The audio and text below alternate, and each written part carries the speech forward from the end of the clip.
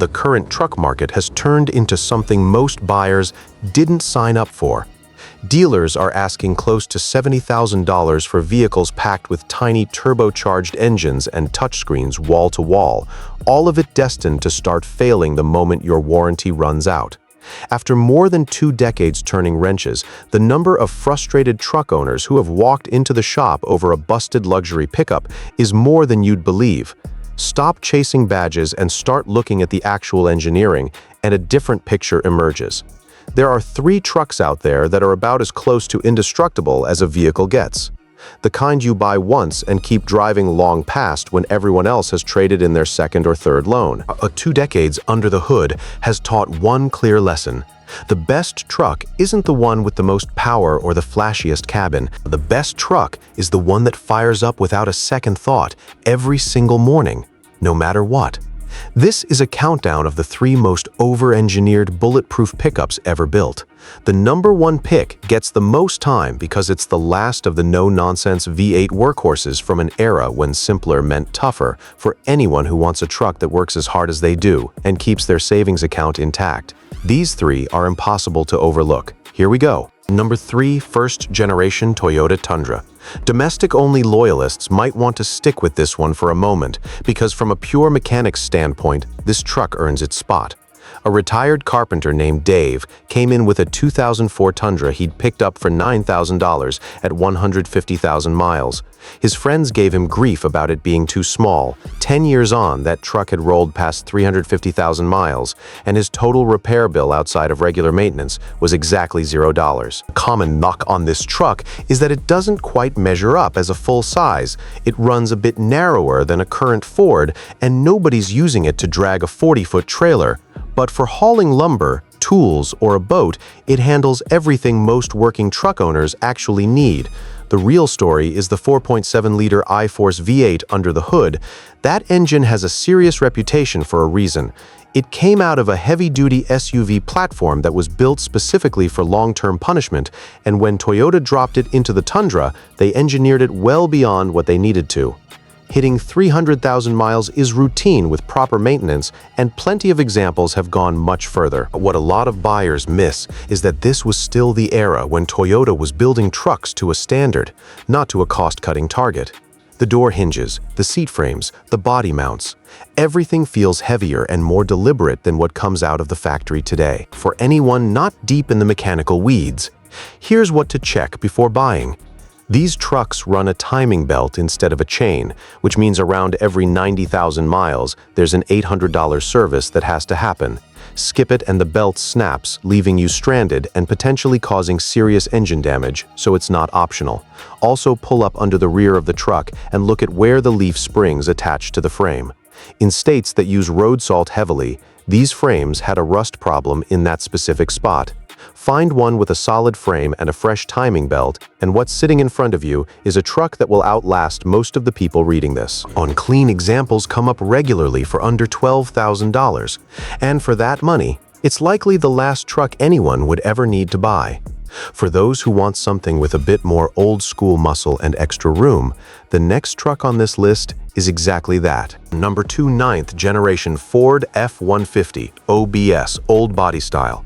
A guy named Frank pulled into the shop not long ago with a 1995 F-150 running the straight-six engine. He's owned it since it was new. The odometer reads 420,000 miles, and that engine has never been opened. Not once. Meanwhile, owners of 2022 models are sitting at dealerships waiting months for back-ordered computer chips. Frank's out there getting the job done. The only real knock against this truck is how old it is. People assume a 30-year-old pickup is a restoration project rather than a daily driver. That assumption is wrong. Ford's priority when this generation was built was serviceability, and it shows. Everything is accessible. There are no tiny turbos crammed into tight spaces, no sensors that need a $10,000 dealer computer to reset. Most repairs on this truck are doable with a basic socket set and a free Saturday. At a time when certain modern EcoBoost engine repairs require practically disassembling half the truck to reach what needs fixing. The OBS Ford is the kind of thing mechanics quietly love. The engine to look for is the 4.9-liter inline-six. It's not going to win any drag races, but the low-end torque it produces is closer to a tractor motor than anything else ever fitted to a pickup truck. It just pulls. Here's what to check on these before handing over any money. Verify the dual fuel tanks. The switch on the dash should actually swap between them cleanly. Then get under the front end and check the radius arm bushings in the suspension. A clunk over bumps is almost always just a worn rubber bushing, and the part itself costs around $50 with about an hour of labor to swap out. On buy one for $6,000, put another $2,000 into making it right, and what's left is a truck that will still be turning over when the grandkids are old enough to drive. The OBS Ford is genuinely legendary, but the #1 pick on this list is a truck that was so good it literally forced other manufacturers to rethink how they built engines to compete. #1 GMT 800 platform, 1999 to 2006 Chevrolet Silverado. In the shop, this generation of Silverado gets referred to as the gold standard, and that isn't hyperbole. Arthur, a masonry contractor, bought his 2003 Silverado 1500 brand new. That truck has been loaded with bricks and mortar day in and day out for 20 straight years. It recently crossed 365,500 miles.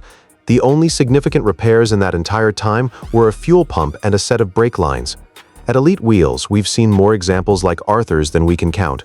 The usual criticism is that it's just an old Chevy with a dated, plasticky interior. Fair enough on the cabin, but the question worth asking is whether a truck is being bought for soft-touch dashboard materials or because the engine underneath is essentially immortal.